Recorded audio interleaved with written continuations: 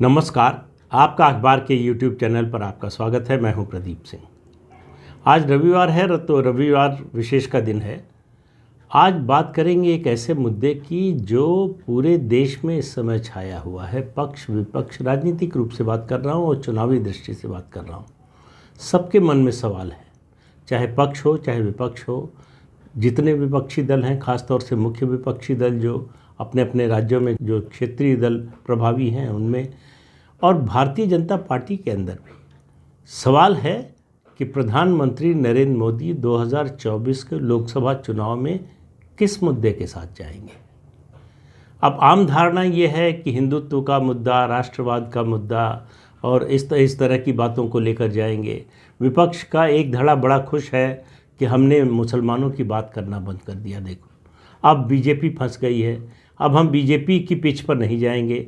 तो बीजेपी को पोलराइज करने का, सांप्रदायिक ध्रुवीकरण करने का वो अवसर ख़त्म हो गया है बीजेपी के लिए। अब मोदी के लिए चुनाव जीतना तो कठिन हो जाएगा। अगर हिंदू मुसलमान नहीं होगा तो मोदी कैसे जीतेंगे। ये ऐसे लोग हैं जिनका मानना है कि मोदी सिर्फ हिंदू मुसलमान होने से चुनाव जीतते हैं, तो कोई और जो है मुद्दा नहीं होता। और उनको लगता है कि इसको रोक दिया तो मोदी को रोक दिया। दूसरे ऐसे लोग हैं जिनको लगता है कि पिछले चुनाव में तो चुनाव जिता दिया एयर स्ट्राइक ने, उससे पहले सर्जिकल स्ट्राइक ने। तो लोगों के मन में राष्ट्रवाद का मुद्दा बड़ा प्रभावी था। लोगों की भावनाएं उस समय भड़की हुई थी। जिस तरह से हमारी फ़ौज ने इतनी बहादुरी का प्रदर्शन किया, उसका फ़ायदा मिला नरेंद्र मोदी को, उसको उन्होंने भुनाया, इसलिए चुनाव जीत गए, वरना चुनाव जीतते नहीं। कुल मिलाकर ये बताने की कोशिश है कि मोदी ने ऐसा कुछ किया नहीं है, मोदी में ऐसा कोई गुण नहीं है, मोदी में ऐसी कोई खासियत नहीं है जिसकी वजह से वो चुनाव जीत जाए। कुछ ऐसे फैक्टर हो जा रहे हैं, कुछ ऐसे मुद्दे आ जा रहे हैं जिनकी वजह से भारतीय जनता पार्टी चुनाव जीत जाती है। इस बार इन मुद्दों को और इन फैक्टर्स को कंट्रोल कर लेना है। ये ना होने पाए तो मोदी की जीत रुक जाएगी, भाजपा की जीत रुक जाएगी। कुछ लोगों का मानना है कि मोदी जो काम कर रहे हैं उनको मुद्दा बनाएंगे। जैसे जनवरी फरवरी में, मतलब अगले साल ही, अभी दिसंबर चल रहा है, 2023 जनवरी फरवरी में संसद का नया भवन तैयार हो जाएगा। 2024 से पहले दिसंबर से पहले पूरा सेंट्रल विस्टा तैयार हो जाएगा। तो जो लुटियंस दिल्ली बनी थी, उसके बाद पहली बार देश के किसी प्रधानमंत्री का इतना बड़ा योगदान होगा। तो लुटियंस दिल्ली का पूरा नक्शा, पूरा स्वरूप बदल जाएगा। और ये स्वरूप ऐसा होगा जो 50 साल, 60 साल, 100 साल, 150 साल चलेगा। तो एक स्थायी निर्माण, एक स्थायी जो है वो छवि जो है वो छोड़कर प्रधानमंत्री नरेंद्र मोदी जाएंगे। वो उपलब्धि होगी जिसको वो शोकेस करेंगे, चुनाव में दिखाने की कोशिश करेंगे। दूसरा, जनवरी 2024 में अयोध्या में राम मंदिर के गर्भगृह का निर्माण पूरा हो जाएगा, उसका उद्घाटन होना है। उस समय बड़े पैमाने पर अयोध्या में समारोह होंगे, ऐसा समारोह जो पहले कभी नहीं हुआ, और देश और दुनिया देखेगी। उस समय तक जो अयोध्या में इंटरनेशनल एयरपोर्ट बन रहा है उसका पहला फेज़ तैयार हो चुका होगा। ये जो निर्माण है, ये जो परिवर्तन है, इसको शोकेस करेंगे मोदी, इसको मुद्दा बनाएंगे मोदी। इसके अलावा दिसंबर 2023 तक भारत के पास G20 की अध्यक्षता रहेगी। तो जो योजना है, देश के अलग अलग हिस्सों में दुनिया के बड़े देशों के जो शासनाध्यक्ष हैं या राष्ट्रीय अध्यक्ष हैं, उनको जो है भारत की सांस्कृतिक झांकी, अलग अलग राज्यों की जो संस्कृति है, जो विरासत है, उसको दिखाने का मौका मिलेगा, उसको दिखाया जाएगा। देश भर में एक माहौल बनेगा। इसमें जर्मनी, फ्रांस, इंग्लैंड, US, इन सब बड़े देशों के प्रधानमंत्री, राष्ट्रपति आएंगे। तो देश भर में एक माहौल बनेगा भारत की ग्लोबल इमेज को लेकर, और मोदी की इमेज को लेकर तो बनेगा ही कि मोदी ने विश्व के पटल पर किस तरह से भारत को पहुंचाया और उसके अलावा भारत की संस्कृति से इनका परिचय करवाया। कुछ लोगों का मानना है कि मोदी इस बात को लेकर जो है चुनाव में जाएंगे। अलग अलग लोगों का अलग अलग मानना है। मुझे याद है 2019 के चुनाव के कुछ समय बाद संसद के सत्र में कोई मुद्दा कांग्रेस के लोग बड़े शिद्दत के साथ उठा रहे थे, बड़ा उत्तेजित थे। तो प्रधानमंत्री ने कहा, घबराओ मत, अगला चुनाव इस मुद्दे पर नहीं लड़ूंगा। शायद उज्ज्वला का मुद्दा था, मुझे ठीक से याद नहीं है मुद्दा क्या था। उन्होंने कहा कि इस मुद्दे पर चुनाव अगला नहीं लड़ूंगा, अगले चुनाव के लिए मैंने मुद्दा सोच रखा है। अब सवाल है कि कौन सा मुद्दा सोच रखा है, ये तो किसी को पता नहीं है। लेकिन मुझे जो लगता है वो मुद्दा अगले चुनाव में, मतलब मोदी ने क्या सोच रखा ये मुझे नहीं पता है, मोदी क्या क्या करेंगे ये मुझे पता नहीं है। लेकिन जो दिखाई दे रहा है 2024 के लोकसभा चुनाव के समय मोदी सरकार के 10 साल पूरे हो जाएंगे।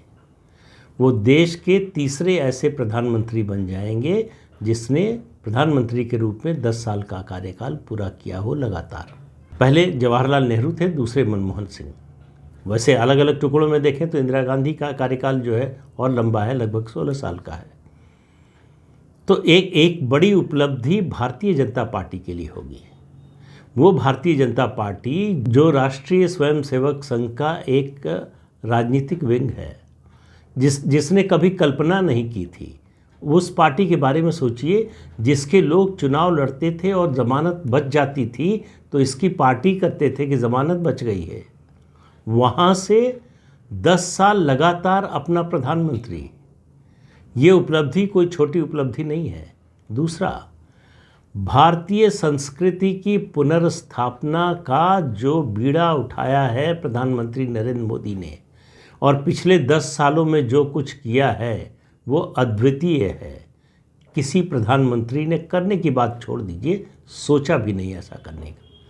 तो भारतीय संस्कृति से भारत के लोगों का परिचय, जिसको भुलाने की 75 साल से, उससे ज़्यादा समय से, अंग्रेज़ों के समय से कोशिश चल रही थी, देशी अंग्रेज़ों ने भी वही काम जारी रखा कि कैसे भारतीय संस्कृति को भूल जाए।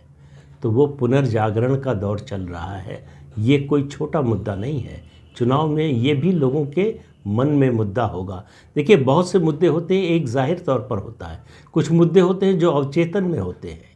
तो ये ऐसे मुद्दे हैं जो जाहिर तौर पर भी और अवचेतन में भी होते हैं कि मोदी के रहते ये हुआ। काशी विश्वनाथ का कॉरिडोर बना तो मोदी के रहते ये हो पाया। अगर देश में कोई दंगा नहीं हो रहा तो मोदी के रहते हो पाया। अगर देश में आतंकवादी गतिविधियां नहीं हो रही, बम विस्फोट नहीं हो रहे, तो मोदी के रहते ये हो पाया। अगर महाकाल का लोक बना है तो मोदी के रहते ये हो पाया। इसी तरह से देखिए, अलग अलग प्रदेशों में, देश भर में अलग अलग जो इंफ्रास्ट्रक्चर के प्रोग्राम चल रहे हैं। जितने हाईवे 1947 से 2014 तक बने थे, उससे ज़्यादा 2014 से 2022 तक बन चुके हैं। इससे आप अंदाज़ा लगाइए कि इंफ्रास्ट्रक्चर के क्षेत्र में ये सरकार कितने बड़े पैमाने पर काम कर रही है। चाहे रेल हो, चाहे रोड हो, चाहे एयरपोर्ट हो, हर क्षेत्र में, चाहे पोर्ट की बात हो, बंदरगाहों का जो डेवलपमेंट हो रहा है, डिफेंस प्रोडक्शन, उसमें तो क्रांतिकारी परिवर्तन आया है। नेट इंपोर्टर भारत अब एक्सपोर्ट करने लगा है। हम जितना इंपोर्ट करते थे, हम उसमें लगातार ऐसे आइटम्स की संख्या बढ़ती जा रही है जिनके इंपोर्ट पर बैन लगता जा रहा है। सब स्वदेशी होगा। जिन हथियारों को लेकर विदेशों पर हमारी निर्भरता रहती थी, वो निर्भरता खत्म होती जा रही है।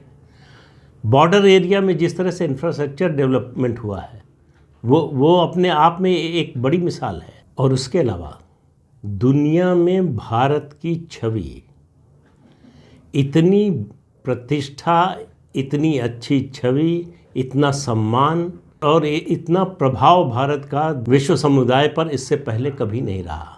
ये सब मोदी की देन है, मोदी का योगदान है।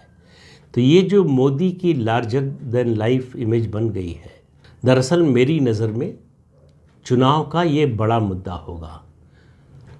उसके अलावा गरीब, 2014 से पहले तक, 1947 से लेकर 2014 तक जो समाज का गरीब तबका था वो कांग्रेस की ओर देखता था। उसे कांग्रेस से ही उम्मीद नज़र आती थी। उस वर्ग को कांग्रेस से तोड़कर बीजेपी से जोड़ दिया। सामाजिक रूप से अलग अलग जातियों को जोड़ा है, लेकिन किसी को तोड़ा नहीं।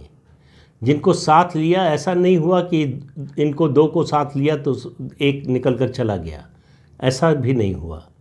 और गरीबों के लिए घर, बिजली, पानी, नल से जल में, उज्ज्वला गैस, शौचालय, इस तरह के जितने काम हुए हैं, सेल्फ हेल्प ग्रुप के जरिए महिलाओं को जो सहायता मिली है, मुद्रा योजना के जरिए छोटा काम धंधा करने वालों को जिस तरह से आर्थिक सहायता मिली है, ये सब मिलाकर क्या बनता है? इन जितने मुद्दे अभी तक गिनाए मैंने, इनमें से कोई एक मुद्दा चुनाव का मुद्दा नहीं बनने वाला है। जो सरकारी योजनाएं हैं वो लागू हो चुकी हैं, उनका लाभ मिल रहा है, तो इसलिए ऐसा नहीं होगा कि उस मुद्दे पर बार बार चुनाव बीजेपी लड़ेगी और बार बार उसको उसका फ़ायदा मिलेगा। देखिए, लोगों की महत्वाकांक्षा बढ़ती जाती है, जो मिल जाता है उसका सामान्यीकरण हो जाता है, वो एक तरह से न्यू नॉर्मल हो जाता है। लोग पूछते हैं आगे क्या। मुझे लगता है 2024 के लोकसभा चुनाव में जो सबसे बड़ा मुद्दा होगा, मोदी ने क्या सोच रखा है, क्या करेंगे। बजट आने वाला है, 1 फरवरी को बजट पेश होगा, उसमें उम्मीद की जा रही है कि मध्य वर्ग के लिए आयकर में छूट का प्रावधान हो सकता है, उसका फ़ायदा हो सकता है, नई योजनाओं की घोषणा हो सकती है। एक ये भी चर्चा थी कि जो किसान सम्मान निधि है उसको बंद करके उस पैसे को और कुछ और पैसा मिलाकर एक नई योजना की घोषणा की जाए। ये सब चीज़ें हो सकती हैं, ये मालूम नहीं है कि होंगी, क्या होगा क्या नहीं होगा। लेकिन मुझे जो लगता है एक मुद्दा निश्चित रूप से होगा, वो 2024 के चुनाव का मुद्दा नरेंद्र मोदी होंगे। कौन से नरेंद्र मोदी? गरीब नवाज नरेंद्र मोदी। कौन से नरेंद्र मोदी? हिंदू हृदय सम्राट नरेंद्र मोदी। कौन से नरेंद्र मोदी? जो हिंदू धर्म की पुनर्स्थापना कर रहे हैं, जो हिंदू संस्कृति की, सनातन संस्कृति की पुनर्स्थापना कर रहे हैं। कौन से नरेंद्र मोदी? विकास पुरुष नरेंद्र मोदी। कौन से नरेंद्र मोदी? भारत को विश्व गुरु के रास्ते पर ले जाने वाले नरेंद्र मोदी। तो कुल मिलाकर नरेंद्र मोदी मुद्दा होंगे। वैसे भी विपक्ष के हमले का एक ही मुद्दा होता है, नरेंद्र मोदी। तो विपक्ष के पास इसके अलावा और कोई मुद्दा नहीं है सिवाय नरेंद्र मोदी के विरोध के।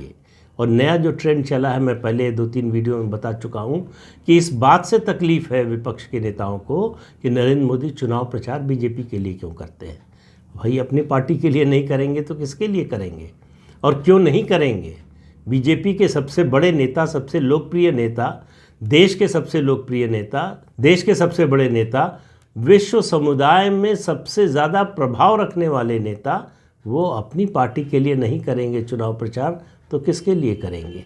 तो नरेंद्र मोदी का व्यक्तित्व जो इन 10 सालों में ख़ास तौर से उभर कर आया है, जो गढ़ा है उनके कामकाज ने, जो गढ़ा है उनकी योजनाओं ने, जो गढ़ा है उनका जो विज़न है उसने, इस सब से जो छवि उभर कर आई है, वो नरेंद्र मोदी इस चुनाव का मुद्दा होंगे और सबसे प्रभावी मुद्दा होंगे। सरकार और जो भी लोगों के हित की योजनाओं की घोषणा करे वो सब अलग होगा, लेकिन मोदी ही चुनाव का मुद्दा होंगे।